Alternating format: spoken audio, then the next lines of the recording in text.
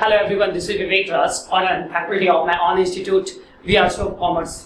Dear students, आज हम लोग बात करेंगे क्लास 12 अकाउंटेंसी पार्टनरशिप चैप्टर की और आज हम लोग बात करेंगे डेफिनेशन ऑफ पार्टनरशिप। तो अगर आपके माइंड में कोई क्वेश्चन आता है तो आप कमेंट सेक्शन में जाकर मेंशन कीजिए, आपको इसका आंसर नेक्स्ट क्लास में जरूर मिलेगा। और ऑल्सो मेरे YouTube channel VRC of Commerce को जरूर सब्सक्राइब कीजिए बिकॉज अपकमिंग डेज में there are lot of videos, काफी वीडियोस आने वाले हैं जो आप देख सकते हैं। सो चलिए हम लोग स्टार्ट करते हैं डेफिनेशन ऑफ पार्टनरशिप।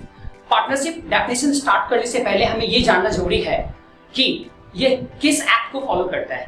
तो पार्टनरशिप एक्ट 1932 को फॉलो करता है। तो आज हम लोग डेफिनेशन के बारे में बात करेंगे और उस डेफिनेशन का जो एक्सप्लेनेशन है वो सेक्शन 4 में मेंशन है। पार्टनरशिप एक्ट 1932 के सेक्शन 4 में मेंशन है। सो चलिए हम लोग स्टार्ट करते हैं definition of partnership. According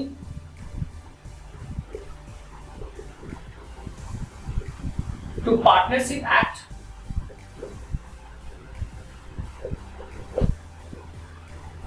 1932, Section 4,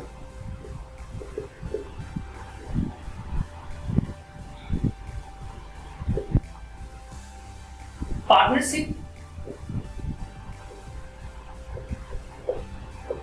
is an association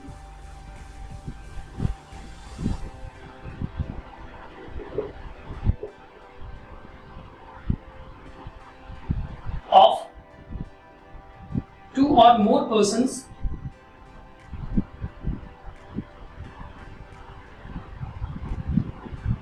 who agreed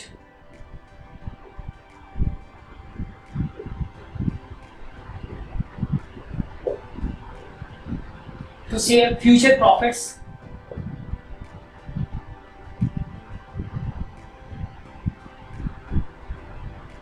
and losses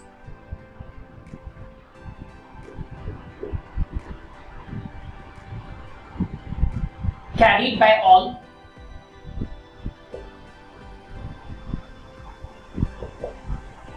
or any of them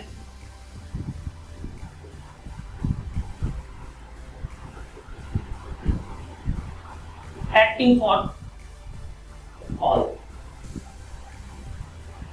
Dear students, this is the proper definition. अब हम इस definition को explain करेंगे और इस definition को हम 5 different parts में break करेंगे और हर part को मैं explain करने जा रहा हूं। अब हम इसे part में break करते हैं। तो सबसे first part है हमारा partnership is an association. Partnership is an association. This is the first part here. Then the next part is that two or more persons. This is the second part. This is the second part. And the third part is future profits and losses. This is the third part. Future profits and losses carried by all. This is the fourth part. And any of them acting for all. This is the fifth and last part.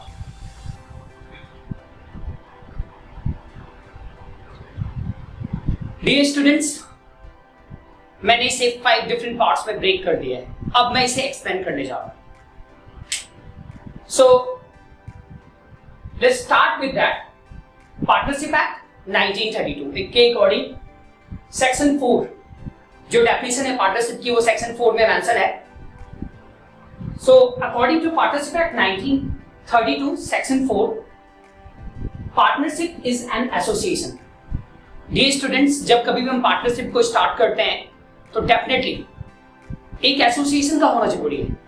Association की meaning होती है जब 2 person या उससे ज्यादा person मिलके किसी भी बिजनेस को रेगुलेट करते हैं, किसी भी बिजनेस को चलाते हैं।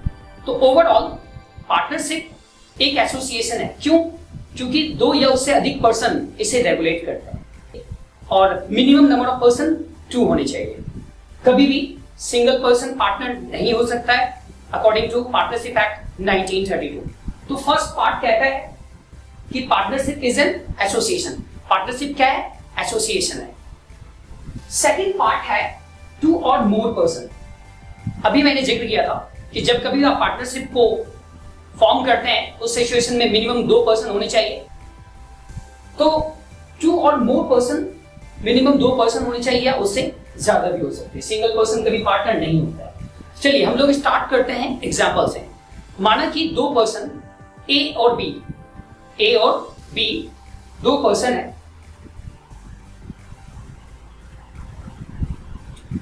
पार्टनर्स।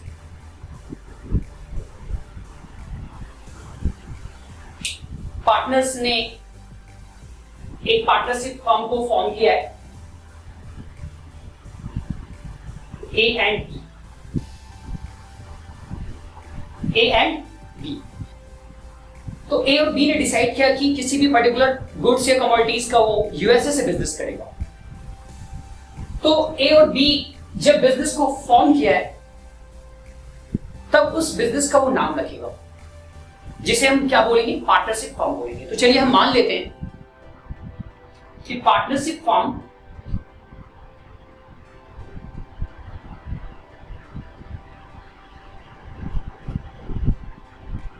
नेम, माना कि उसने पार्टनरशिप फर्म का नाम जो रखा है वो एबी लिमिटेड रखा है।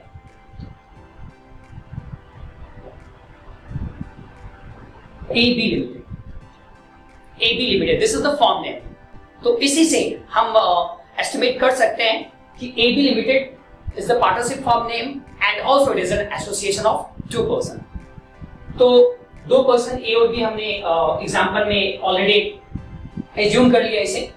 नेक्स्ट चलते हैं थर्ड पार्ट, 2 और more person who agree to share. Third part है हमारा फ्यूचर प्रॉफिट्स एंड लॉसेस। जी हाँ, जब कभी आप पार्टनरशिप फर्म को रेगुलेट करते हैं, जब कभी आप पार्टनरशिप फर्म को स्टार्ट करते हैं, उस सिचुएशन में आपकी प्राइमरी मोटिव होती है वो प्रॉफिट अर्न करना होता है। याद कीजिए chapter first class 12 accountancy, not for profit organisation. Not for profit organisation के अकॉर्डिंग कभी भी किसी भी ऑर्गेनाइजेशन का मोटिव प्रॉफिट अर्न करना नहीं होता है, उनका मोटिव होता है सोशल वेलफेयर। तो पार्टनरशिप में ऐसा नहीं है। पार्टनरशिप में हमारा मोटिव होता है प्रॉफिट को अर्न करना। बिजनेस में जितनी ज्यादा प्रॉफिट हो उतनी वैलिड गुड होता है। So let's go future profits and losses. तो ए और बी ने डिसाइड किया कि उसकी फ्यूचर प्रॉफिट्स एंड लॉसेस 1:1 होगी। एज्यूम कर लेते हैं 1:1। Now the question is that कि अब ये future profits and losses determine कैसे किया जाता है? डिटरमाइन करने से पहले एग्रीमेंट के ऊपर डिपेंड करता है। अब आपका अगर एग्रीमेंट है तो आप उसी के अकॉर्डिंग प्रॉफिट शेयरिंग रेशियो को एज्यूम करेंगे। अगर आपका एग्रीमेंट नहीं है, अगर आपका एग्रीमेंट साइलेंट है, तो उस सिचुएशन में हम इसे इक्वल मानते हैं 1:1। और एग्रीमेंट को हम लोग डीड बोलते हैं, जिसे पार्टनरशिप डीड भी कह सकते हैं आप। तो एग्रीमेंट के अकॉर्डिंग जो भी उसमें मेंशन है आप उसी के अकॉर्डिंग इसे एज्यूम करेंगे। अगर एग्रीमेंट में साइलेंट है, कुछ भी मेंशन नहीं है, तो आप इसे 1:1 मानेंगे। तो ओवरऑल हम यहां पर एज्यूम कर लेते हैं 1:1 profit sharing ratio 1:1। Profit sharing ratio 1:1। चलिए ये थर्ड पार्ट हमारा क्लियर हो गया। नेक्स्ट आपका fourth part, carried bye all. तो अब जब बिजनेस को स्टार्ट किया है तो सबकी रिस्पॉन्सिबिलिटीज बनती है कि वो बिजनेस को सब मिलके, ए और बी दोनों मिलके चलाए। तो कैरीड बाय ऑल का मतलब होता है सब मिलके उस बिजनेस को रेगुलेट कर रहे हैं, चला रहे हैं। तो कैरीड बाय ऑल,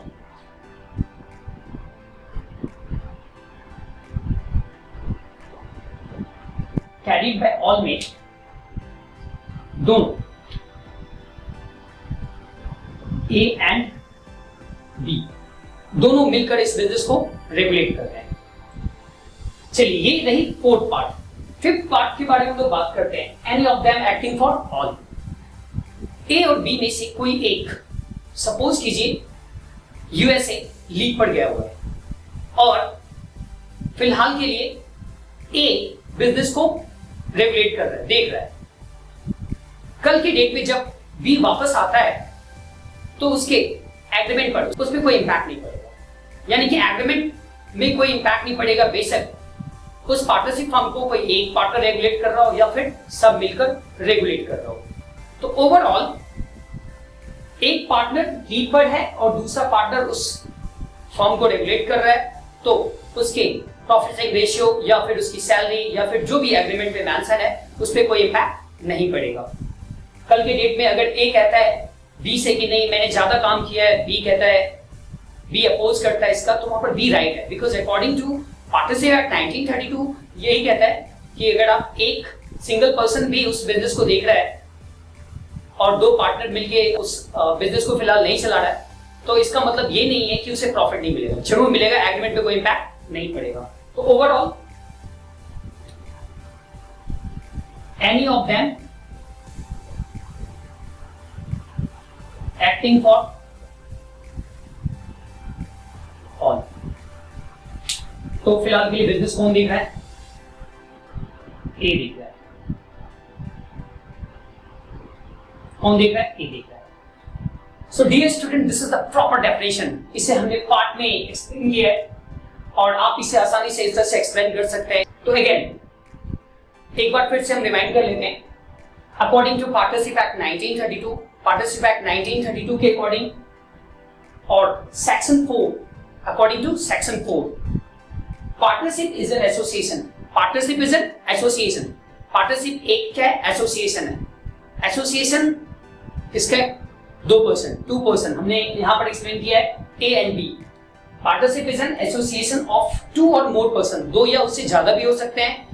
तो फिलहाल के लिए हमने एज्यूम किया है 2 person A and B who agree to share future profits and losses। A और बी ने डिसाइड किया कि उसकी प्रॉफिट शेयरिंग रेशियो क्या होगी फ्यूचर में, right, and losses carried bye all. उस बिजनेस को सब मिलके चला रहे हैं, ए और बी दोनों मिलके चला रहा है, और एनी ऑफ देम या फिर ए और बी में से कोई एक रेगुलेट कर रहा है। किस सिचुएशन में? जब ए या बी दो में से कोई एक एब्सेंट है किसी रीजन की वजह से, तो उस सिचुएशन में एग्रीमेंट पर कोई इंपैक्ट नहीं पड़ेगा, एग्रीमेंट एज इट इज रहेगी, salary, remuneration, whatever it is mention in the agreement. This is the proper definition of partnership. Dear students, इस टॉपिक के रिगार्डिंग आपके पास कोई भी डाउट्स है, कोई भी क्वेरीज है, तो आप कमेंट सेक्शन में जाकर मेंशन कीजिए। नेक्स्ट क्लास में आपको जरूर इसका आंसर मिलेगा। नेक्स्ट क्लास में हम लोग पढ़ेंगे एग्रीमेंट के बारे में, एग्रीमेंट क्या होती है और कितने टाइप्स की होती है। तो नेक्स्ट क्लास में जरूर वीडियोस को वॉच करें और हमारे YouTube channel VR Shubh Commerce को सब्सक्राइब करें, ताकि आने वाले फ्यूचर में आप बहुत सारे वीडियोस को देख सकते हैं। Till then, see you and bye bye.